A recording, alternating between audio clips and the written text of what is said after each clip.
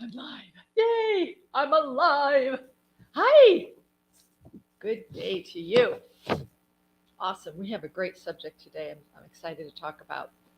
I'm going to do just a little bit of refresh and say, you know, I've been going live since mid August, and I just want to share a little bit about this channel because you can go back and look at all the videos that I've done live, and I'm here to help. I'm here to give you what's been given to me about personal growth, about all the subject matters of what happens when we're traumatized as children. Sorry about my friggin' internet.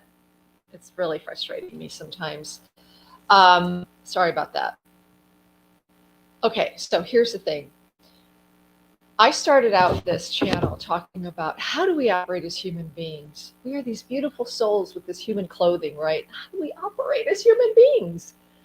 And I break it down for you, and it's all connected. And you'll see if you go back to the beginning, if you find the video that says start here, and I have to work on my channel. I know it's not fancy. I'm not in a studio. I don't have a fancy microphone or anything like that. So hang on just a second. I hope you can hear me now. I think I had that.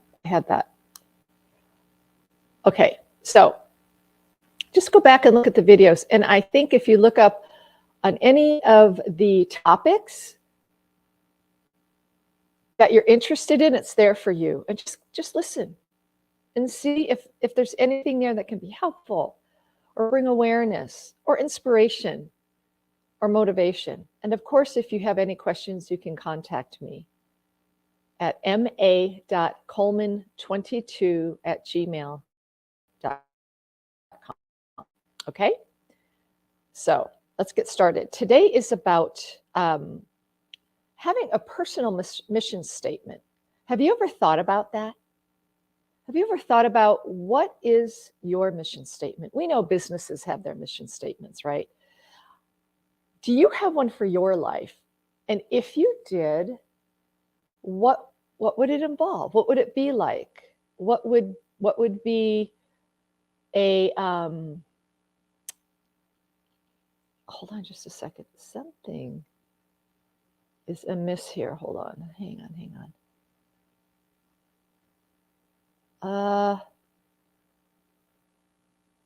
There we go. Okay. Sorry, I had to fix something. Hi, Sherry. So, okay. A mission statement. We know that businesses have mission statements, right? Did you know, like, people have their own personal mission statements, and families have their own mission statements. And it can involve many things. You know, for some people, it could involve maybe a series. If they're religious people, can involve different scriptures that they will expound on for their family. It could be a philosophy of life that they expound on and they write it out. So today, I just want to talk about something that came to my attention, and I think it's really cool. And I thought this is kind of neat. This is kind of neat. And I think I've shared with you, I'm just going to take a sidestep here, a couple of things that in my life have been important to me. And one of which is impossible leave every person, place, or thing better than how I found them. And that's been important to me. And kindness always matters. And I mean, I have a series of statements, you know, that are important to me that I have found helps us all live life better and to be better people and to communicate better with people and to be an example, perhaps, for others. So yeah, it's kind of cool. So there was a play in the 1930s that came out called The Time of Your Life. And it's loosely, here's a loose version of it, it was a play, and it was about some people in a bar, this one gentleman in particular who, having this discussion, realized he wanted to change his life around. He wanted to do better. and was talking with people. So that's kind of a loosely based version of this play. I never saw it, so I don't know the details or how it ended. But in the book, the preface of the book, the author gives this kind of mission statement for life. Now, it was written in the 30s, so the vernacular is a little stated a little differently than what we would say today. But I'm going to read it through and then break it down, because I think it's a great example of thinking about one's life and actually writing out your mission statement. And that's not to say it can't change over time. We change, our thoughts change, we evolve, and it can change a little bit here and there. But I'm going to read this because when I first was aware of this months ago, I printed this out and I read it every night because I just thought it was fantastic, and then broke it down in my head. Well, what would that mean for me? What does that mean for life? And you can write anything you want, but I think this is kind of a cool example. So like I said, I'm going to read it through and then we could just break it down. The time of your life. In the time of your life, live so that in that good time there shall be no ugliness or death for yourself or for any life your life touches. Seek goodness everywhere, and when it is found, bring it out of its hiding place and let it be free and unashamed. Place in matter and in flesh the least of the values. These are the things that hold death and must pass away. Discover in all things that which shines, that is beyond corruption. Encourage virtue in whatever heart it may have been driven into secrecy and sorrow by the shame and terror of the world. Ignore the obvious, for it is unworthy of the clear eye and the kindly heart. Be the inferior of no man, nor any man be the superior. Remember that every man is a variation of yourself. No man's guilt is not yours, nor is any man's innocence a thing apart. Despise evil and ungodliness, but not men of ungodliness or evil. These understand. Have no shame in being kindly and gentle, but if the time comes in the time of your life to kill, kill and have no regret. In the time of your life, live, so that in what wondrous time you shall not add to the misery and sorrow of the world, but shall smile to the infinite delight and mystery of it. I loved that. I love this piece. And it gives a philosophy of life, doesn't it? And there's so many ways perhaps that we can interpret it. So I thought, I'll just break it down and give us all ideas of what we think about life. How do you want to proceed in life? Like, what values do you bring forward in your life? What are the belief systems that you have spiritually that you want to bring forward and live and just be? So that first sentence, in the time of your life, live so that in that good time there shall be no ugliness or death for yourself or for any life your life touches. I just see that as being, don't be ugly, And when it refers to death, I see it as negativity, bringing people down, bringing yourself down. That's how I see that. Just whoever your life touches, just be the best you can be. That's how I see that. Seek goodness everywhere, and when it is found, bring it out of its hiding place and let it be free and unashamed. I love that, because how many people do you know that are just lovely people? They do good all the time, but they're just quiet about it, and then you see shows that bring these people out into the light.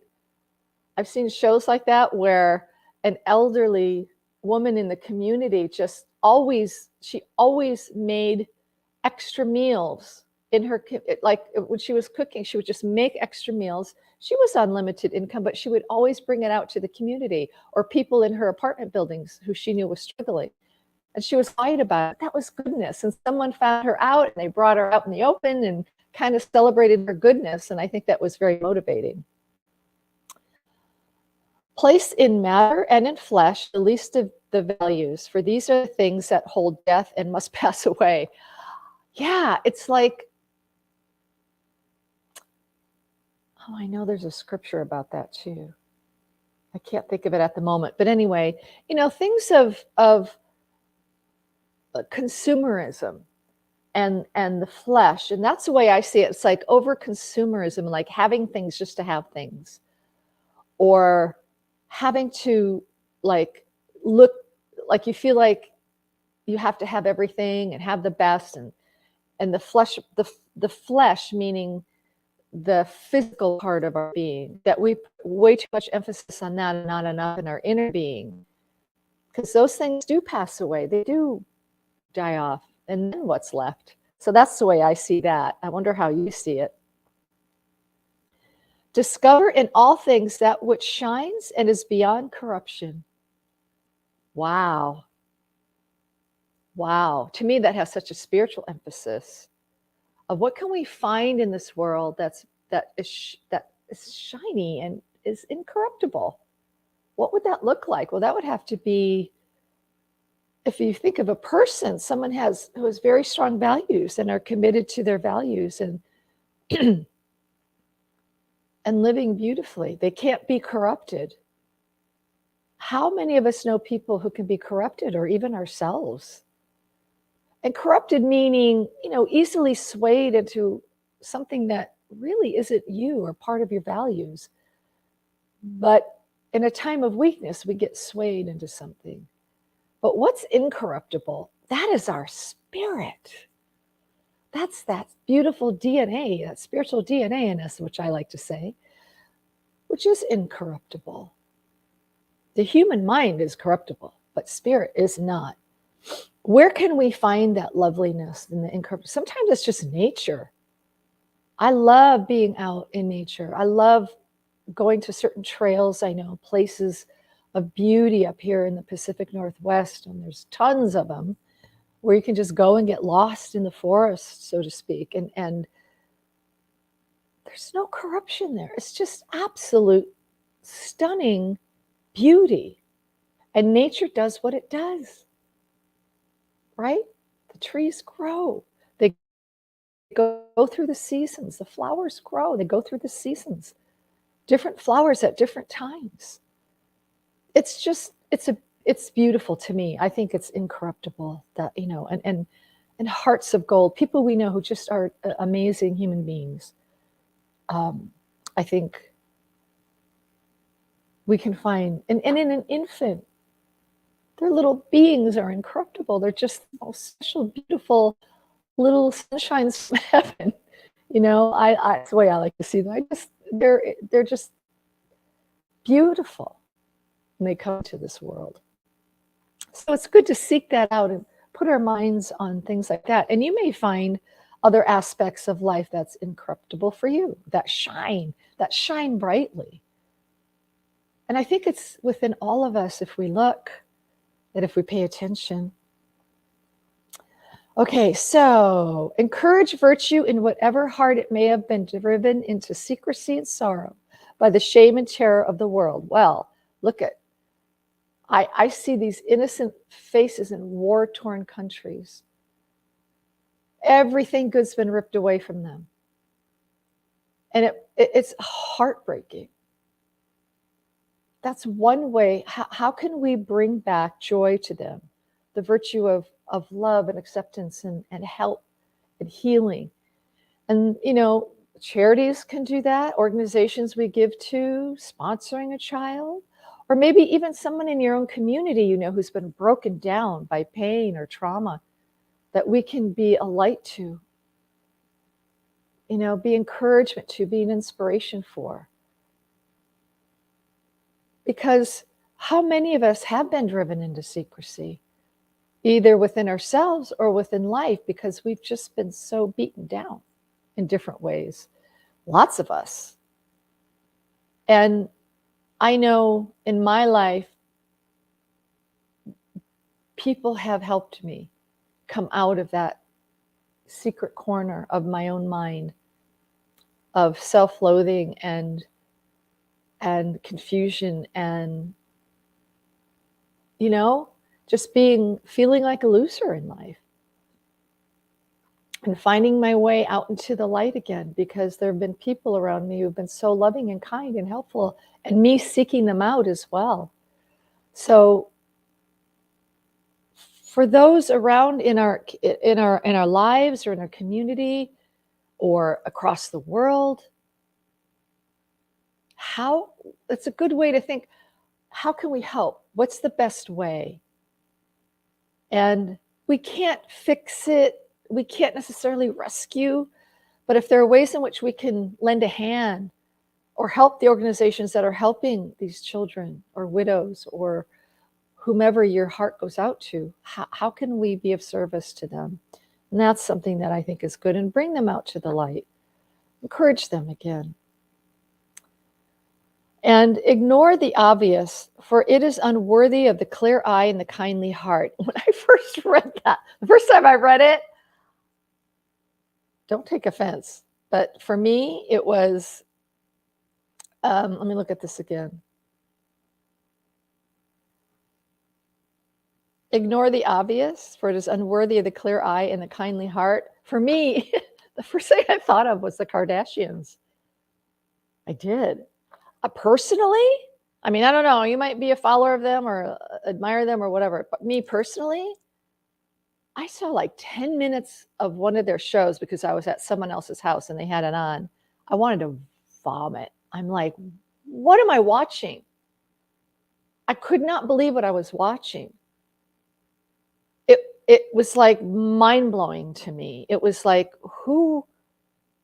first of all, there's enough drama in our own life, so to speak, we're trying to get away from. Why get involved in someone else's drama?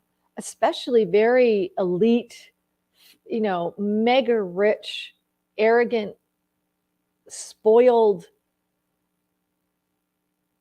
people whose minds have no clue what it's like. None. To be in the real world, because they're always behind in their golden tower. And that was my impression. And I've never watched a show since, nor do I care to. I don't care to be involved in their drama, their life, their anything. I just don't. Now, maybe they're wonderful people. I don't know. But what I saw, and then little snippets that show up on Facebook, I'm like, no, thank you. That to me is not the light. It's not, it's very corruptible. It's engaging in nonsense to me. That's me. So I'm just being honest. That's the first thing I thought of when I read that sentence. But there's a lot of nonsense around the world and in our lives that, that want to take our attention from what is worthy, to the kindly heart. I don't know. That's how I see it. So that's that. You can decipher for yourself what that is for you. Ignore the obvious, the weird things, the obviously selfish, arrogant, corruptible type of influences in our society or in life. I know they're there. I just choose not to be a part of it as much as possible. So that's my thing about that. Be the inferior of no man, nor any man be the superior. Now, again, this is written in the 30s, so they say man instead of all people. But if you think about that too, how many of us, because I got caught up in that too, I think especially when we're younger, it's one thing to look up to somebody, maybe be inspired by them or motivated by them, or would love to know more about their life, or how did they get to do what they're doing, and being curious. Oh, that's wonderful. It's when we put people on a pedestal, when we think they are better than us. There are a lot of rock stars, musicians, authors, actors, actresses, athletes per se. We just want to put them on a pedestal. We just adore them. We, want their autograph. We would stand in line in the rain to get a glimpse of them, that kind of thing. And I could see where that could be thrilling. And I know when I was a teenager, I would have done that for the Beatles. I probably still would. But but with a different mindset, because I just admire them so much. I'm an admirer. I'm an appreciator. I'm not a fan. I don't like, for me, the word fan. I'm an appreciator of talent, and I admire it, and I appreciate it so much. So my outlook on all that's different. I don't. Yeah, they are out there. They are doing things. They are what we would deem very successful in life. For them, that's what is important, and that's what they're doing. That's their livelihood. But at the same time, I know many extremely talented people, artists, writers, actors, who aren't out there in the public eye. Not that they wouldn't want to be, or wouldn't like to be working on that high end, in the screen or in the theater or in movies, but they still enjoy what they're doing, and they're living out their life. They're living out that purpose in them. They're just like you and me. They probably live in your neighborhood or down the street, or are the teachers at the community center. They're fantastic. And they should be in the spotlight. But for whatever reason, they're not. Maybe they don't choose to be. Maybe they've had a hard time trying to get to that access or have that. But everybody's everywhere is doing something in their life to the best of their ability. And no one is better than us. No one is better than you. And no one is less than you. And we have this, I think it's really ancestral, and I think it's goes way back to when many countries, and some still do, have a caste system, the lowly to the highest. England had that. If you were, they didn't care. I mean, if you were rich, you were rich. That's because you came from a prominent family and you were rich. And too bad if you worked in the mines and you made a penny a day. Too bad for you. There was no concept of every man has a meaning, every purpose, every human is important and matters. Unfortunately, I know it. Even in democratic societies, that caste system is still there mentally. It's still there within people. There are people that look down on others. There are people that think they're better than others. And that could even be a mindset. That could be someone who's kind of broke and not living their best life, but they think they're better than other people. So it is a mindset. It's not just what you have or what you achieved. I believe in people working hard and doing their best, and if they achieve success, awesome, beautiful. But not everybody is after that. Not everybody is able to achieve that kind of success. So putting people on pedestals, or just they're magnificent and they're the best, and and it makes you feel less than, that's not a good thing, because they're not better than you as a human being. They're not better than you. I'm not better than anybody. I'm not better than someone on the streets. In fact, they might even be more intelligent than I am. You never know.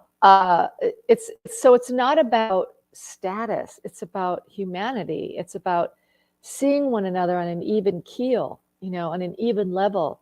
Those people who are very successful and we look up to them, and again, we want to somehow put them on a pedestal. They're just human beings.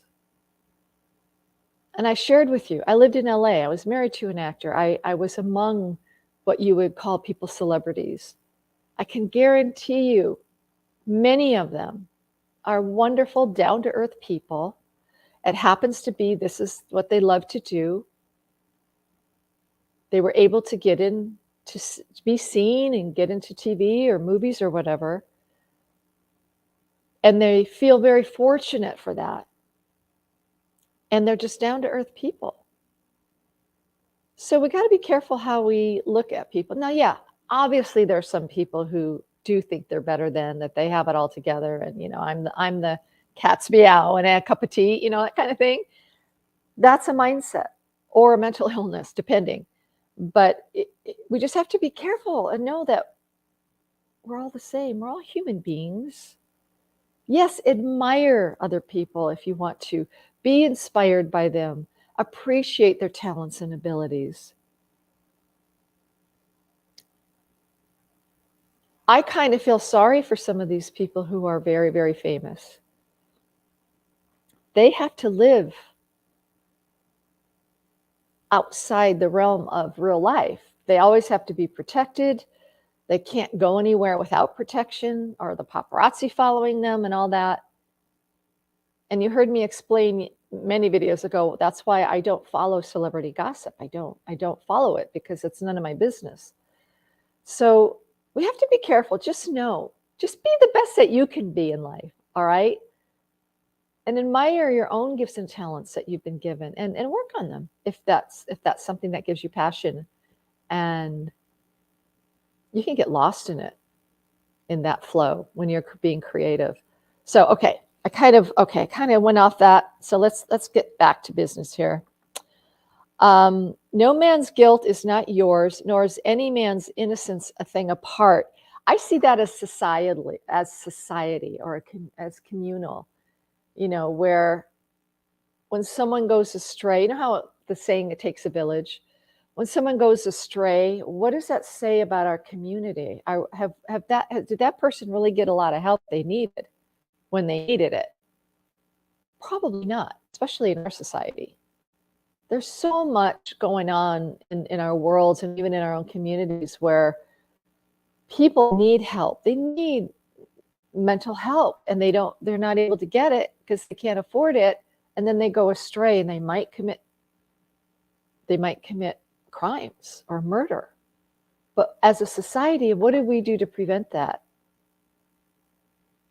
I know that's big. A lot of people don't like to think, well, I didn't commit that. That's not on me. I get that. But just society, how are we helping one another to have a better society, a better community? That's how I see that. Okay. Despise evil and ungodliness, but not men of ungodliness or evil. So, as the saying goes biblically, love the sinner, not the sin, right? There's a lot of crap that goes on. And you heard me talk about when we were talking about mental illness, and what's the difference between a mental illness and a personality disorder. And mental illness is episodic. It's now and then. It comes and goes.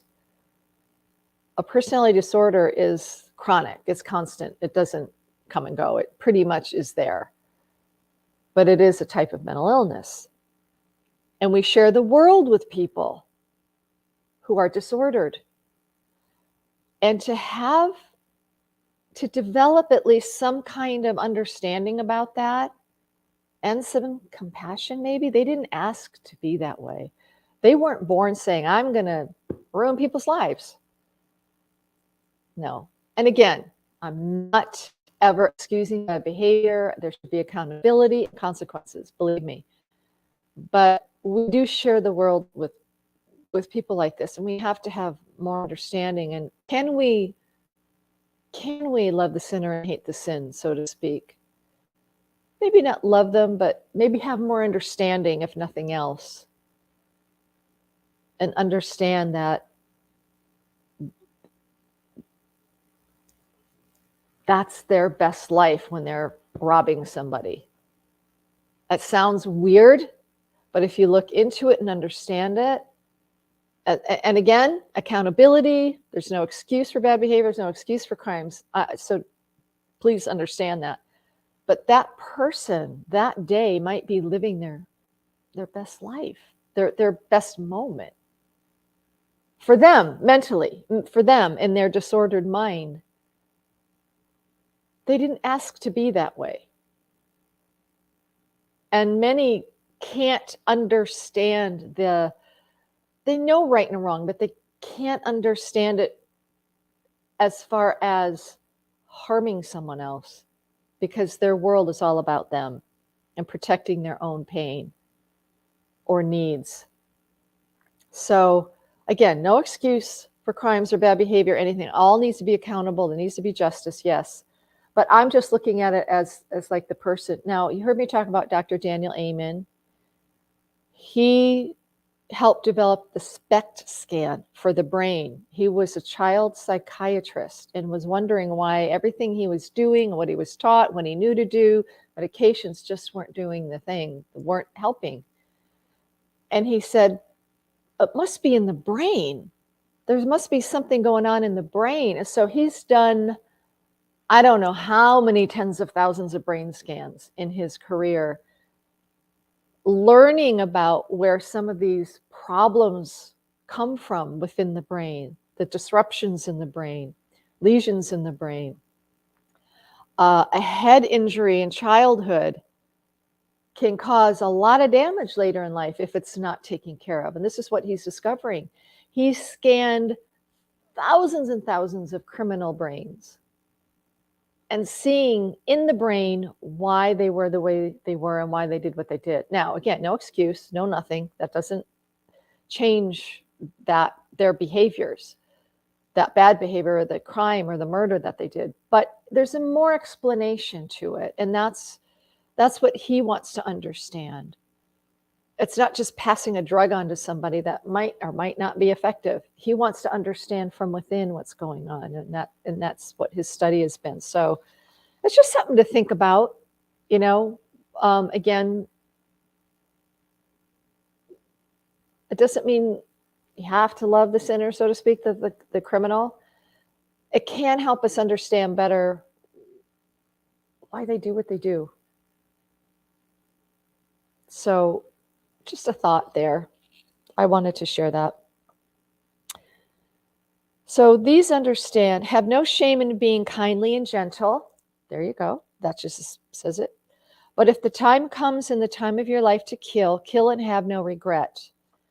Okay, now before anyone goes like, kill, I don't never kill, I don't want to kill, of course. And if you understand the whole text of this, you don't want to kill. That's not the point of this.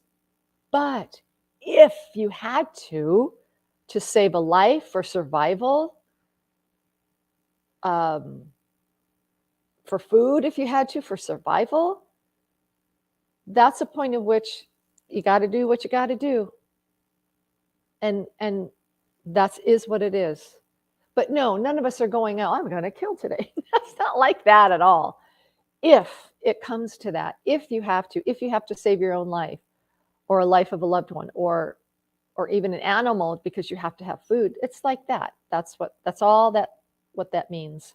No more, no less. I think of the scripture, and I had it, I don't know where I put it. I had it written down, but a time to live, a time to die, a time, there's all the opposites of the time to be sick, a time to be well, a time to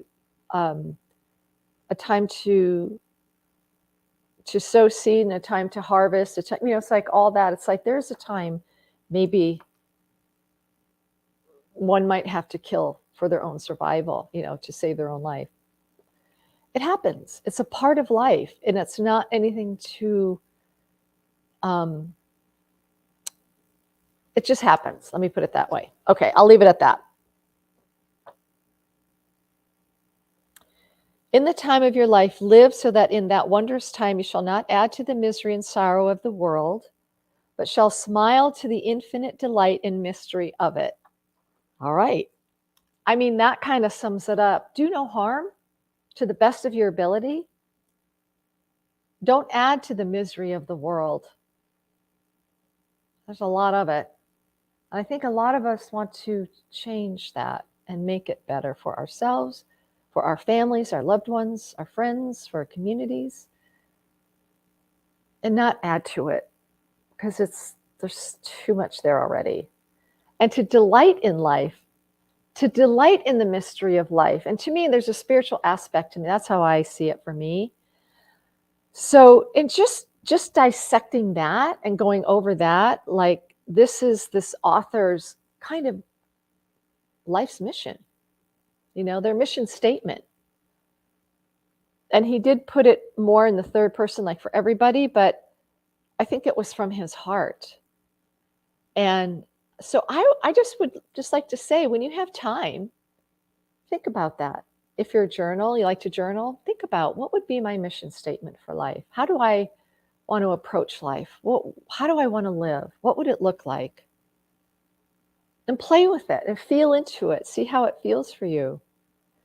Here's the thing. I think we all, to some degree, have like a mission statement. We might not have written it out or even thought about it, but it's how we live. It's how we respond to life. It's how we think about ourselves. It's how our soul, how we reflect light from within outward. Or we can be stuck in our own self-misery. I mean, how many of us have come across curmudgeons in life? Their whole life is just misery, and they want to share it with everybody. I don't spend a lot of time with those people, but for whatever reason, they can't get past that in their life, which to me is so profoundly sad, because they're missing out on so much in their own potential and understanding themselves and loving themselves. They can't, because everything is misery, and look at that, and woe is me, and look at the world, and look at that war, and look what they're doing. It's just, enough is like, no, I know it's there. Thank you very much. I don't need to dwell on it.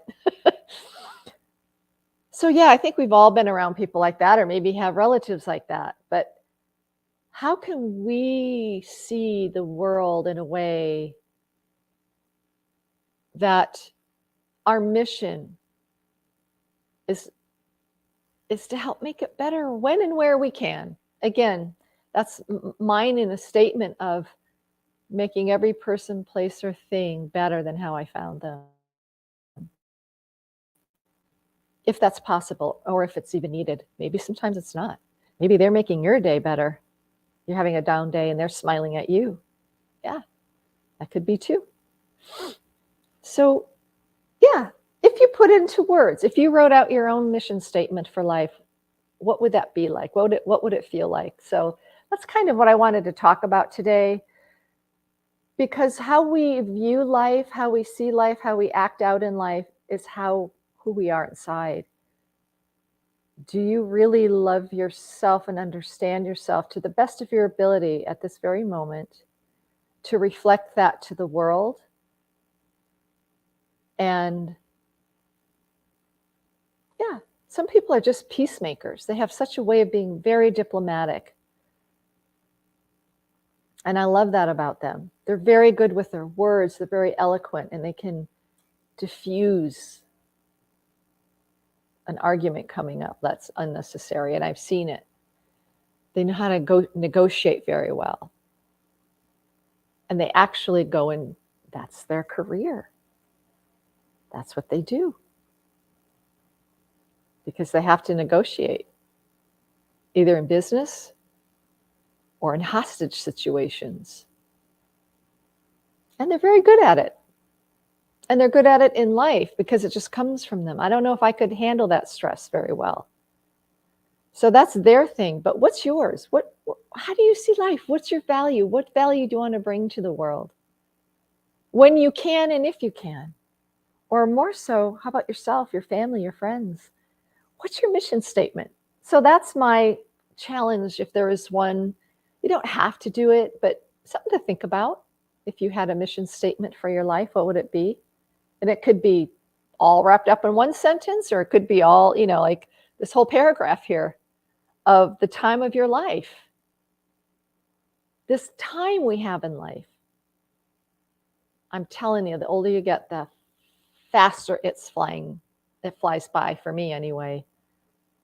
And I kind of wish I could slow time down a little bit and pack in more in my life before I leave this planet. And yeah, anyway, thank you for listening. And I wanted to share that and to help you kind of think about your own mission statement in your life and what would that look like. So thank you, and I will see you on Monday. Yeah, have a good one. Bye for now. Oh, before I sign off, you are amazing. You're an amazing human being, and you are a miracle on this planet. There's just one of you, and you matter, and that'll come up in your mission statement, I'm sure. So have a good one. Bye-bye. Bye, Sherry. Thank you.